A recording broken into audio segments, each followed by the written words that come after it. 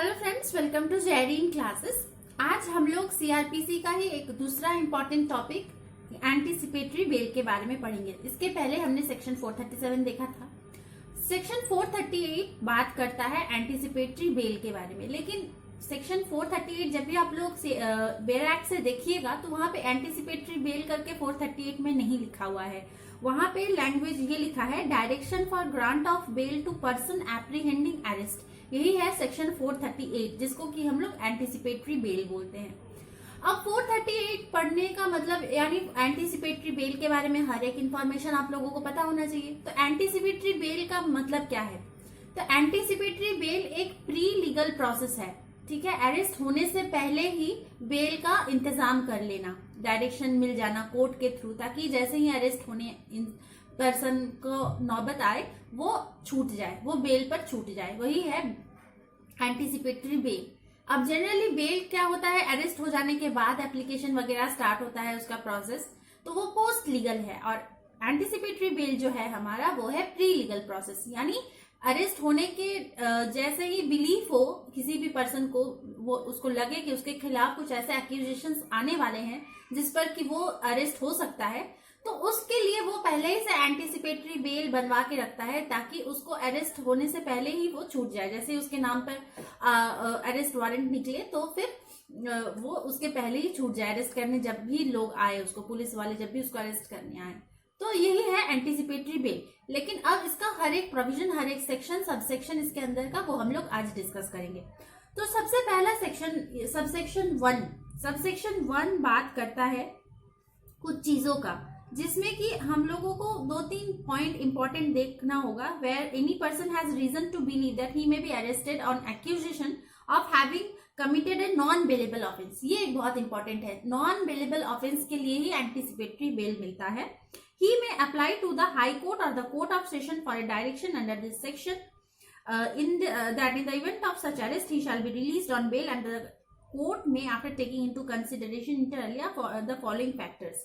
कुछ फैक्टर्स को ध्यान पे रखते हुए ही जैसे ही कोई नॉन बेलेबल ऑफेंस करेगा, ये आप लोग ध्यान रखिए कि नॉन बेलेबल ऑफेंस के लिए एंटीसिपेटरी बेल मिलता है, और सिर्फ दो कोर्ट के पास इसका पावर है। एंटीसिपेटरी बेल का ऑर्डर देने के लिए 2 कोर्ट जो है वो एलिजिबल है। सबसे पहला है हाई कोर्ट और दूसरा है कोर्ट ऑफ सेशन। यही 2 कोर्ट जो है वो एंटीसिपेटरी बेल का ऑर्डर पास कर सकता है, और बाकी कोई भी कोर्ट के पास ये पावर नहीं है।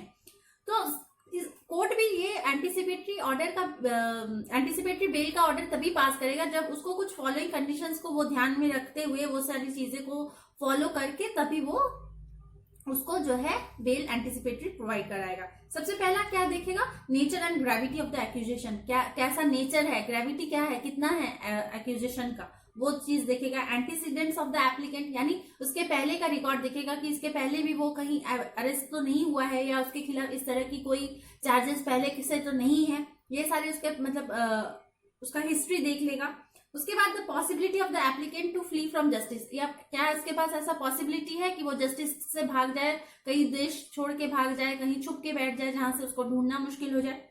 फिर the accusation has made with the object of injuring, ये सब कंडीशंस को देखेगा। और जब उसको लगेगा एक्यूजेशन उसके ऊपर, मतलब जिसके ऊपर एक्यूजेशन लगा है, सपोज मेरे ऊपर लगा है, तो वो देखा जाएगा किस ऑब्जेक्ट से लगा है। ऑफ इंज्यूरिंग और humiliating the applicant by having him so arrested, किसी का मेरे साथ दुश्मनी है तो वो हो सकता है हमको ह्यूमिलिएट करने के लिए, मेरे ऊपर जो है इंजुरी मुझे पहुंचाने के लिए अरेस्ट करवा दे। क्योंकि अरेस्ट करवाना बहुत बड़ा बात हो जाता है सोसाइटी में, अरे वो तो अरेस्ट हो गया ऐसे बोलते हैं ना, तो उसके ऊपर जो है वो उसका जो डिफेमेशन होता है बहुत ज्यादा, उसको लोग उस नजर से नहीं देखते हैं जो पहले नजर से देखते थे। रिस्पेक्ट कम हो जाती है, इंजोर हो जाता है, उसका कैरेक्टरिस्टिक्स इंजोर होता है, उसका नेम एंड फेम इंजोर होता है, ह्यूमिलिएशन फेस करना होता है सोसाइटी में।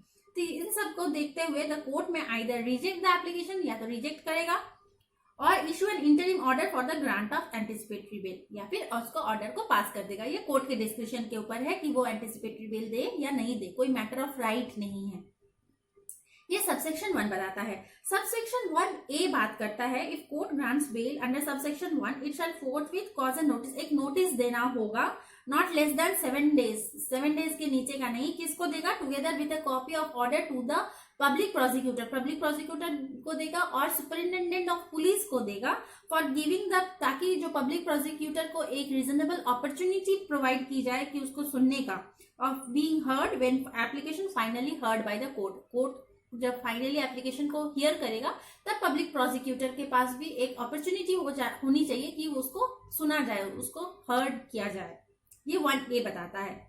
1B बताता है, presence of application is obligatory at the time of final hearing and passing of final order by the court. ऐसा बिल्कुल जरूरी है। ऐसा नहीं है कि क्योंकि हम अरेस्ट होने से बचना चाहते हैं तो मैं कोर्ट को फेस ही नहीं करना चाहता हूँ, ये कोई नहीं कह सकता है। आपको फाइनल ऑर्डर जिस दिन पास होगा उस दिन आप जो एप्लीकेंट है, सपोज मैंने अगर फाइल किया है एंटीसिपेटरी बेल के लिए एप्लीकेशन, तो मुझे फाइनल ऑर्डर के दिन जरूर से जरूर मुझे वहां प्रेजेंट होना पड़ेगा कोर्ट के पास, फाइनल ऑर्डर वाले दिन।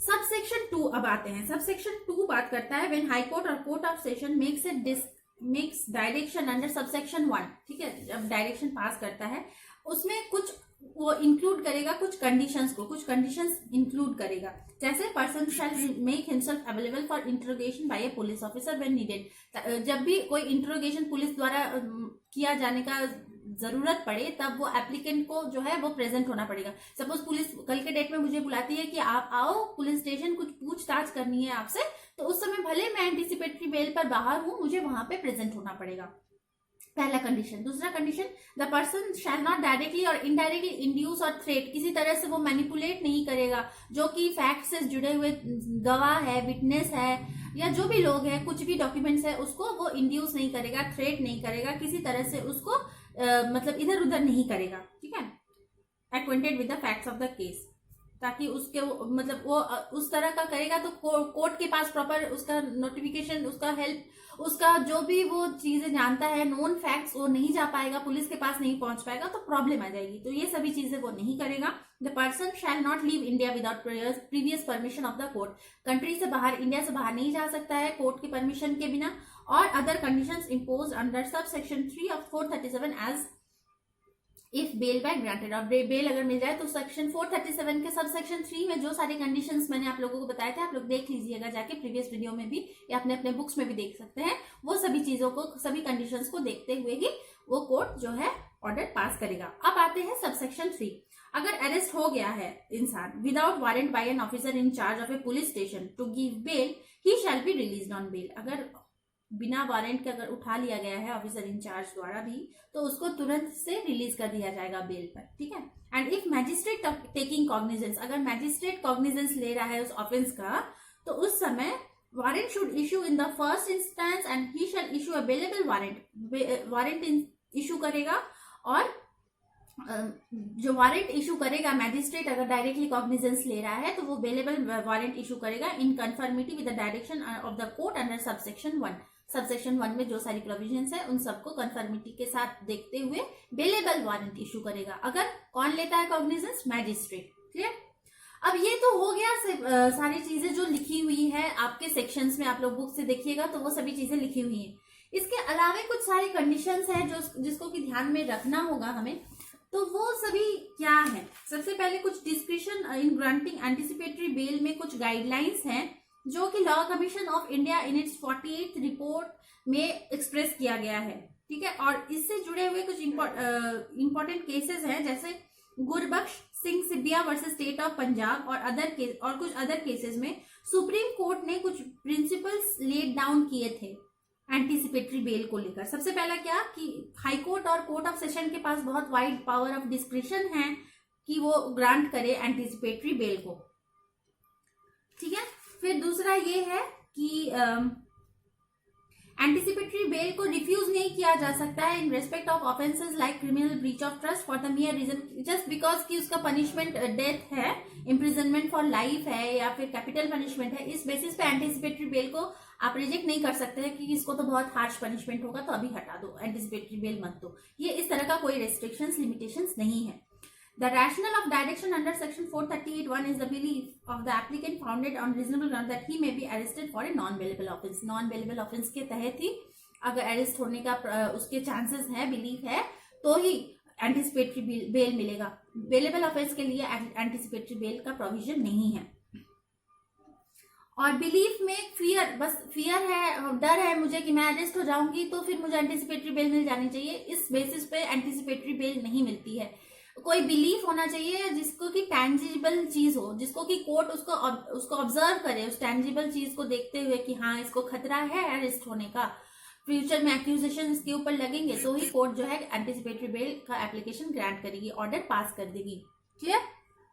इसके अलावा court while granting anticipatory bail कुछ कंडीशंस इंपोज करेगा, जैसे कि 438 के सबसेक्शन 2 में मैंने आप लोगों को बताया, एक्स पार्टी ऑर्डर भी पास कर सकती है एंटीसिपेटरी बेल के दौरान। ठीक है, legally it is possible to pass an ex parte decree. दोनों पार्टीज को सुनने का जरूरत नहीं है, एक्स पार्टी भी पास कर सकता है। ये बालचंद बालचंद जैन के केस में ये कहा गया था। ये बहुत इंपॉर्टेंट है, बालचंद जैन का केस। तो ये सब इस चीजें मैं डिस्क्रिप्शन में केसेस के इंपॉर्टेंट नाम लिख दूंगी।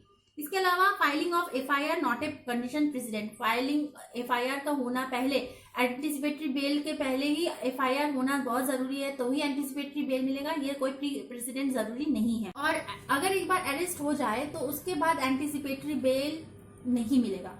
अरेस्ट होने के पहले ही जो है एंटीसिपेटरी बेल का होता है प्रोविजन।